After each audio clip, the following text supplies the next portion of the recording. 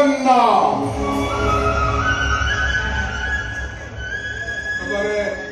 ମୁଁ ବିଧିପୁର ଜଗନ୍ନାଥ ମନ୍ଦିରର ମହନ୍ତ ମାଧବାନନ୍ଦ। ଏମାନେ ହଉଛନ୍ତି ଜଣେ ଜଣେ ସିଦ୍ଧ ପୁରୁଷ। ଦେଖ ବାବା, ତମେ ହଉଛ ଏ ଅଞ୍ଚଳର ଜଣେ ଉଦୀୟମାନ ଶିଳ୍ପପତି। ଜଗନ୍ନାଥଙ୍କ କୃପାରୁ ତମେ ଉନ୍ନତିର ପାହାଚ ଅତିକ୍ରମ କରି ଚାଲିଛ। ଯାହା କହୁଛ ସେଟା ସେଟା କୁହ। ଆଜି ବର୍ଷର ଜନ୍ମଦିନ, ମୁଁ ବହୁତ ବ୍ୟସ୍ତ ଅଛି। ତମେ ଯୋଉ ମନ୍ଦିର ଭାଙ୍ଗିବାକୁ ଯାଉଛ ସେଇଟା ଅନେକ ବର୍ଷ ତଳର ମନ୍ଦିର। ଯୋଉ ମନ୍ଦିରର ଠାକୁର ସ୍ୱୟଂ ଜଗନ୍ନାଥ, ସେ ମନ୍ଦିରକୁ ଭାଙ୍ଗି ଅନେକ ଭକ୍ତଙ୍କର ଆସ୍ଥାକୁ ଭାଙ୍ଗିବି ତମକୁ ପାପ ଲାଗିବ। ଆସିପାର। ମୁଁ ତମକୁ ଅନୁରୋଧ କରୁଛି, ମନୋଭାବ ପରିବର୍ତ୍ତନ କର, ନହେଲେ ଜଗନ୍ନାଥ ଅଭିଶାପ ଦେବେ।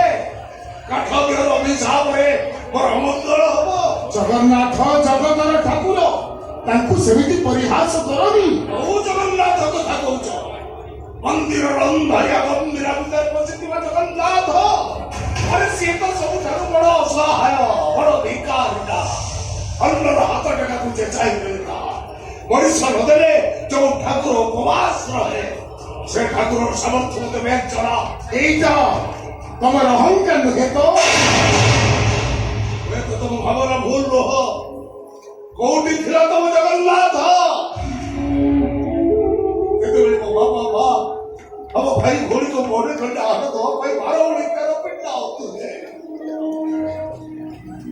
କୋଉଠି ଥିଲା ତମ ଜଗନ୍ନାଥ? ଯେତେବେଳେ ଆମେ ଭାଇ ଭଉଣୀ 3 ଜଣ ଉପାସ ଭୋକରେ ଖରାବେଳେ ଗଛ ବଳେ ଆଶ୍ରୟ ନେଉଥିଲୁ ତ? ସ୍କୁଲ ବାରଟା ମିଶନ କଲୁ, ସେତେବେଳେ କୋଉଠି ଥିଲା ତମ ଜଗନ୍ନାଥ?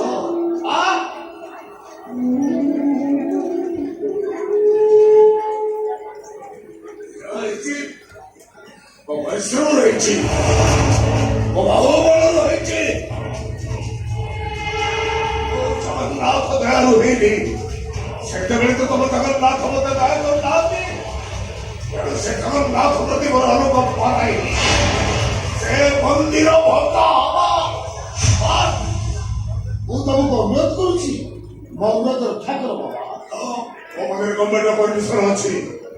ଯିଏ ମୋ କାମରେ ବାଧା ଦବ ତାକୁ ଜେଲ ପଠେଇବା ଫାଇଦା।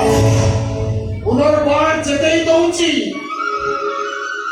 ତମେ ଯୋଉ ମନ୍ଦିର ଭାଙ୍ଗିବାକୁ ଯାଉଛ ସେଇଟାକୁ ଆବାହମାନ କାଳରୁ ଦଣ୍ଡାୟମାନ। ଯୋଉ ମନ୍ଦିରର ଠାକୁର ସ୍ୱୟଂ ଜଗନ୍ନାଥ, ଜିଅନ୍ତା ଠାକୁର, ଯେ ଯେତେବେଳେ ତା ଦ୍ୱାରେ ହାତ ଟେକିଛି ସେ କାହାରିକୁ ଖାଲି ହାତରେ ଫେରେଇ ଦେଇନି। ବଡ ଦିଅ, ବଡ ଠାକୁର, ଯେତିକି ସରଳ ସେତିକି ଜଟିଳ। ଜାଣିଛି ସେଇ ଜଗନ୍ନାଥ ରାମ ଅବତାରରେ ନିଜ ସ୍ତ୍ରୀ ସୀତାକୁ ରାବଣ ପାଖରୁ ଉଦ୍ଧାର କରିବା ପାଇଁ ମାଙ୍କଡ ଭାଲୁ ଏମିତି ଗୁଣ୍ଡୁଚି ଆଶ୍ରୟ ଦେଇଥିଲା। ଏ ସେଇ ଜଗନ୍ନାଥ କୃଷ୍ଣ ଅବତାରରେ ନିଜ ହାତ ତିଆରି ଦ୍ୱାରିକା ପରି ଧ୍ୱଂସ ହେଇଗଲା। ଏ କିଛି କରିପାରିନଥିଲା। ଏ ସେଇ ଜଗନ୍ନାଥ ବିଧର୍ମୀ କଳା ପାହାଡ଼ ଭୟରେ ଯିଏ ଆତ୍ମଗୋପନ କରିଥିଲା। ଏ ସେଇ ଜଗନ୍ନାଥ ନୌକ ଦୁର୍ଭିକ୍ଷ ସମୟରେ ତା ମନ୍ଦିରର 2 ପାର୍ଶ୍ୱରେ ଲକ୍ଷ ଲକ୍ଷ ସର୍ବହରାଙ୍କର ଶବ ପଡୁଥିଲା। ଏ ସେଇ ଜଗନ୍ନାଥ। ଜଗନ୍ନାଥ ଆରେ ମୁଁ ସହଇ କଳ୍ପ ନ ସହଇ ଦଣ୍ଡକେ ଚୁନା କରଇ, ମତେ ଯେ ହୃଦ ବର୍ତ୍ତମାନେ ଭାବୁଥାଇ ତାକୁ ଅଭୟ ବଳ ଦିଅଇ। ଅହଙ୍କାରୀ ମଣିଷକୁ ନା ନିଜର ଭୁଲ ଦେଖାଯାଏ ନା ଅନ୍ୟର ଠିକ ଦେଖାଯାଏ।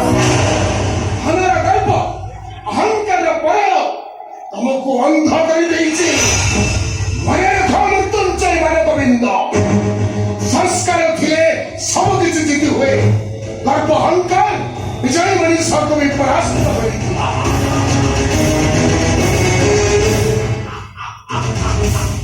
ମୃତ୍ୟୁଞ୍ଜୟ ମାନବବିନ୍ଦ ଅପରାଧୟ ପରାଜୟ ତ ଭାଗ୍ୟରେ ନାହିଁ। ରାବଣର ଅହଙ୍କାର ସ୍ୱର୍ଣ୍ଣରେ ଲଙ୍କାକୁ ପାଉଁଶ କରିଥିଲା। ଦୁର୍ଯୋଧନର ଅହଙ୍କାର ତାକୁ ତା ପୁଅର ଶବ ଭିତରେ ବସେଇଥିଲା। ବିଶ୍ୱ ବିଜୟୀ ଆଲେକ୍ସାଣ୍ଡରଙ୍କ ଅହଙ୍କାର ତାଙ୍କୁ ଖାଲି ହାତରେ ମଶାରୀକୁ ଦେଇଥିଲା। ଠିକ ସେମିତି ତମ ଅହଙ୍କାର ତମକୁ ବି ପାଉଛ କରିଦେବ। ସେତେବେଳେ ମନେ ପକେଇବ ତମକୁ ଜନ୍ମ ଦେଇଛି ଜଣେ, ତମ ନାଁ ଦେଇଛି ଆଉ ଜଣେ, ଶିକ୍ଷା ଦେଇଛି ଅନ୍ୟ ଜଣେ, କର୍ମର ବାଟ ଦେଖେଇଛି ଏହି ଜଣେ। ଶେଷରେ ମଶାରୀକୁ ନେବେ ଅନ୍ୟମାନେ। ତମର ଏ ଗଳ୍ପ ରହିବନି। ଚାଲିଯିବ ତମେ, ଚାଲିଯିବ ତମେ, ଚାଲିଯିବ। अरे भाई ये लोग किए ये तुमको ये विवाह को ठेके ये लोग कविता बोला रे धक्का देके बात चली ଆମ କଥାରେ ଶୁଣ। अरे कुछ बारे ठो तने गोड़ हाथ में भागी दबे बारे ठो ताई गेट वो तो ये सुनते नॉनसेंस वाला मुंडो खराब को चलते ଜଗନ୍ନାଥ ସବୁ ଦେଖୁଛନ୍ତି। ए ऊपर वो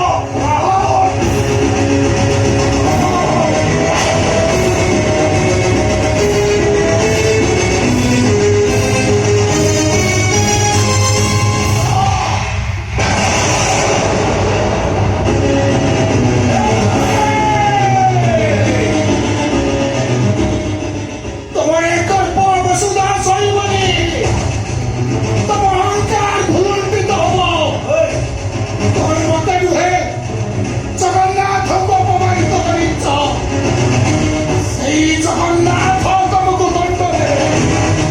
ସେଇ ଜଗନ୍ନାଥ ତମକୁ ଦଣ୍ଡ ଦେବେ। ସେଇ ଜଗନ୍ନାଥ ତମକୁ ଦଣ୍ଡ ଦେବେ। जगन्नाथ जगन्नाथ जगन्नाथ पेट बिकलिया जगन्नाथ सेपुरी दंड दे ସନ୍ନ୍ୟାସୀ ମହାରାଜକୁ ଅପମାନ ଦେଇ ପୂଜା କରିଦେଲ। ଯେମିତି କର୍ମ କରିବ ସେମିତି ସେ ଯୋଉ ସନ୍ନ୍ୟାସୀ ମହାରାଜ ଅଭିଶାପ ଦେଇଗଲେ କଣ ଯେ ହବ ଏଇନା? ছি ହବନି ଭାଉଜ ତତଲା ପାଣିରେ ଘର ପଡିଯାଏନି। ଆଜିକାଲି ବାବା ନାଁରେ ଏମାନେ ସବୁ ଗୋଟାଏ ଗୋଟାଏ ବଣ୍ଡ। କଣ ବାବା ତମେ ସାରଥୀ ବାବା ସୁର ବାବା ଏମାନଙ୍କ ଲୋକମାନେ ଭଗବାନ ବୋଲି ମାନୁଥିଲେ। ଶୁଣୁଥିଲ କି ଭାଉଜ ସେ ମୂର୍ଖଟା କେମିତି ଗଭର୍ଣ୍ଣର ଭଳି କଥାବାର୍ତ୍ତା କରୁଥିଲା। ଧକ୍କା ମାରି ନୁହଁ ବରଂ ସେ ତାର ଗୋଡ଼ ହାତ ଭାଙ୍ଗି ସେଟାକୁ ମେଡିକାଲରେ ଫୋପାଡ଼ି ଦେବା କଥା। ଛାଡ଼ ସେ କଥା, ଯାହା ଘଟିବାର ଥିଲା ଘଟିଗଲା। ଏ ଗୋଟେ ବାହାର ଲୋକ ଆମ ଘର ଭିତରେ ବସି ମୋ ଭାଇଙ୍କି ଯାଇ ଛାତା କହିବ ଆମେ ଚୁପଚାପ ଠିଆ ହେଇ ଶୁଣିବି। ଆଉ ତମେ ମତେ ଲକ୍ଷ୍ମଣ ପଡ଼ିଆ ଦେଖିବନି।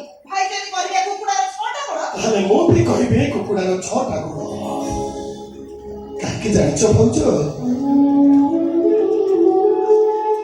ତୁମେ ଖାଲି ଆମ ଭାଇ ଭଉଣୀଙ୍କ ଗପ ବହିର ଉପର ମଲାଟଟା ଦେଖିଛ।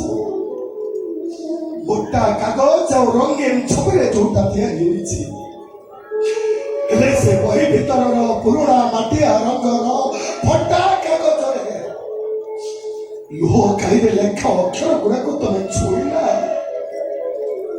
କି ସେ ଅକ୍ଷରରେ ସଜା ବାକ୍ୟର ମର୍ମ ତମେ ବୁଝିଲା।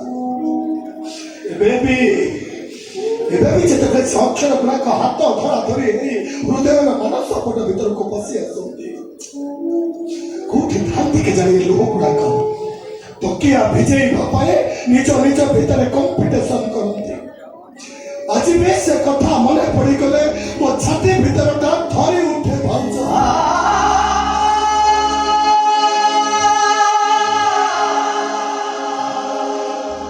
ହଠାତ୍ ଦିନେ ବାପା ଚାଲିଗଲେ। 4 ଦିନ ପରେ ମାଟା ବି ଚାଲିଗଲା। ସେତେବେଳକୁ ଆମେ ଭାଇ ଭଉଣୀ 2 ଜଣ କିଛି ଖାଇ ନଥାଉ। ଭାଇ ଆମ ପାଇଁ ଖାଇବା ଯୋଗାଡ଼ କରିବାକୁ ବାହାରକୁ ଯାଇଥାନ୍ତି। ସେତେବେଳକୁ ମାର ଶବଟା 2 ଦିନ ପର୍ଯ୍ୟନ୍ତ ଘର ଭିତରେ ପଡି ରହିଥାଏ। ମୋ ଭାଇ ଆସିଲା, ଗାଁ ଲୋକ କହିଲେ ମାର ଶବକୁ ମଶାଣିକି ନେବେ। ମୋ ଭାଇକି ସେମାନେ ଡାକୁଥାନ୍ତି। ମୋ ଭାଇ ଶୁଣୁନଥାଏ କି ସେ ଶବ ପାଖକୁ ଯାଉନଥାଏ। କାହିଁକି ମାନସ? ମା ତ ଶବ ଉଠିବା ପାଇଁ ଭାଇ କାହିଁକି ଯାଉନଥିଲେ? କାହିଁକି ନା ମୋ ଭାଇ ଗୋଟେ ହୋଟେଲରେ 2 ଦିନର ଅଇଁଠା ବାସନ ମାଜି ତା ବଦଳରେ ଆଣିଥିବା ବାସି ଭାତ ଡାଲିକୁ ତା କୁନି ଭାଇ ଭଉଣୀକୁ ଖୁଆଇ ଦଉଥିଲା।